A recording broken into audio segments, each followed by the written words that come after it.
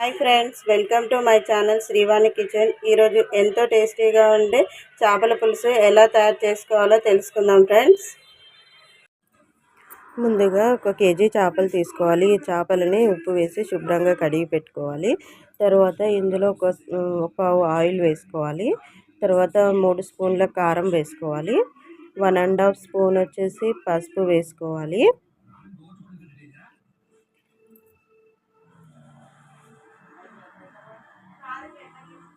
ధనియాల పొడి వేసుకోవాలి 2½ స్పూన్స్ వచ్చేసి. అల్లం వెల్లుల్లి పేస్ట్ వేసుకోవాలి 2 స్పూన్లు. వీటన్నిటిని బాగా కలుపుకోవాలి. ఈ చేపలకి మొత్తం మనం వేసిన మసాలా మొత్తం పట్టేంత వరకు మంచిగా కలిపి పెట్టుకోవాలి. ఈ విధంగా కలిపి పెట్టిన మిశ్రమాన్ని 2 అవర్స్ వచ్చేసి మనం మ్యాగ్నేట్ చేసి పక్కన పెట్టుకోవాలి. ఒక పెద్ద సైజు నిమ్మకాయ అంతా చింతపండు తీసుకోవాలి. ఈ చింతపండుని శుభ్రంగా కడుక్కొని నానబెట్టుకోవాలి. ఈ విధంగా చింతపండు మునిగేంత వాటర్ పోసుకొని నానబెట్టుకొని పక్కన పెట్టుకోవాలి. పెద్ద సైజు ఉల్లిగడ్డలు తీసుకోవాలి. ఈ ఉల్లిగడ్డలని చిన్న ముక్కలుగా కట్ చేసి పెట్టుకోవాలి. ఇప్పుడు స్టవ్ ఆన్ చేసుకోవాలి. స్టవ్ మీద ఒక కడాయి పెట్టుకోవాలి. మనం ఇంతకుముందు కట్ చేసి పెట్టుకున్న ఆనియన్స్ ఉన్నాయి కదా, ఈ ఆనియన్స్ కడాయిలో వేసుకోవాలి. వేసుకొని ఫ్రై చేసుకోవాలి. ఆనియన్ అనేది కొద్దిగా కలర్ చేంజ్ అయ్యేంత వరకు మనం ఫ్రై అనేది చేసుకోవాలి.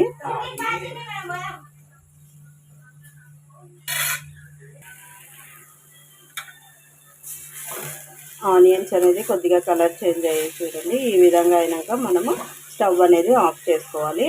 ఆయిల్ అనేది అసలు వేయకుండానే నార్మల్గా మనము ఫ్రై చేసుకుంటేనే కలర్ చేంజ్ అవుతాయి. ఇలా చేంజ్ అయినాక మనం స్టవ్ అనేది ఆఫ్ చేసుకోవాలి. మిక్సీ జార్ తీసుకోవాలి. 2 స్పూన్ల జీలకర్ర తీసుకోవాలి. జీలకర్రని బాగా వేయించుకోవాలి. ఈ జీలకర్రని మిక్సీ జార్లో వేసుకోవాలి. 1 స్పూన్ మెంతులు తీసుకోవాలి. ఈ మెంతులను కూడా వేయించుకోవాలి.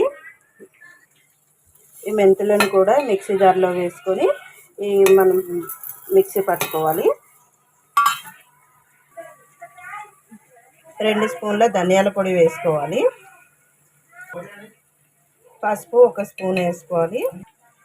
కారపొడి 3 చెంచాలు వేసుకోవాలి. ఉప్పు 2 చెంచాలు వేసుకోవాలి. వీటన్నిటిని ఒకసారి మెత్తగా గ్రైండ్ చేసుకోవాలి. ఈ విధంగా మెత్తని పౌడర్ లాగా చేసుకోవాలి. 1 స్పూన్ అల్లం వెల్లుల్లి పేస్ట్ వేసుకోవాలి. మనం ఇంతకుముందు వేయించి పెట్టుకున్న ఆనియన్స్ ఉన్నాయి కదా, ఈ ఆనియన్స్ అనేది చల్లారనివ్వాలి. బాగా చల్లారినాక ఇవి కూడా మిక్సీలో వేసుకోవాలి.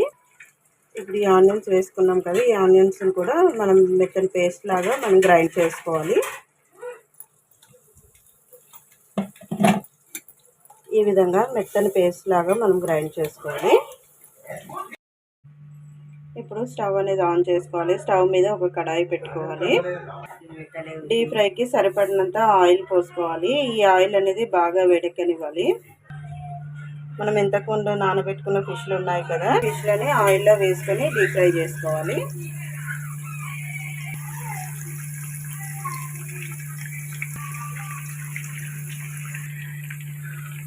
ఈ ఫిష్లని మీడియం ఫ్లేమ్లో పెట్టుకొని మనము కాల్చుకోవాలి. ఒకవైపు కాలినాక మనం సెకండ్ వైపు కూడా టర్న్ చేసుకోవాలి. 2 సైడ్స్ కాలేంత వరకు ఉంచుకోవాలి. ఈ విధంగా ఫిష్ అనేది కొద్దిగా కలర్ చేంజ్ అవ్వగానే తీసేసేయాలి. తీసి ఒక ప్లేట్లోకి వేసేసుకోవాలి.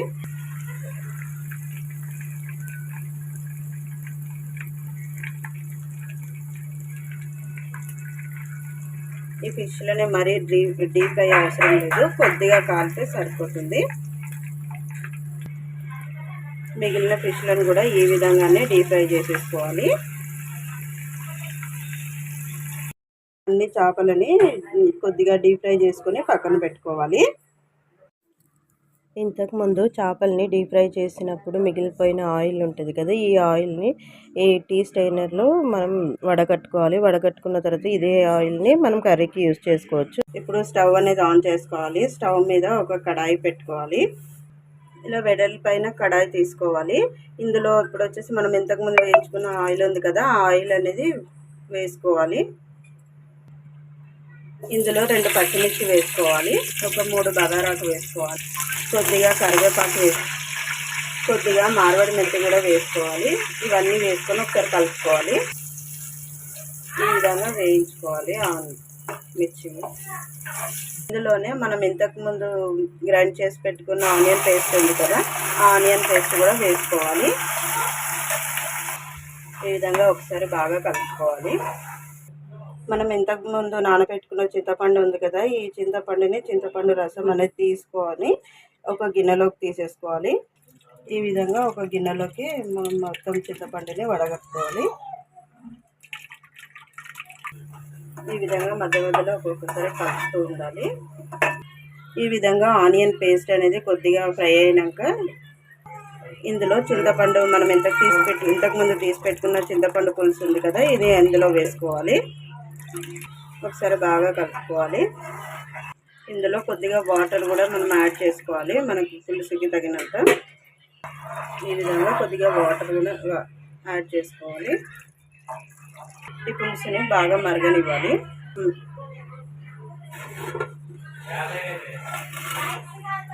ఈ విధంగా పులుసు బాగా మరిగిన తర్వాత ఇంతకుముందు వేయించి పెట్టుకున్న ఫిష్లు ఉన్నాయి కదా, ఇవి అన్నీ ఇందులో వేసుకోవాలి.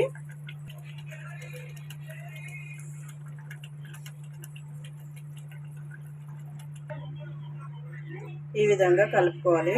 గరిటెతో కలిపితే మొత్తం ఫిష్లన్నీ విరిగిపోతాయి కదా, అందుకు మనం ఈ విధంగా కలుపుకోవాలి.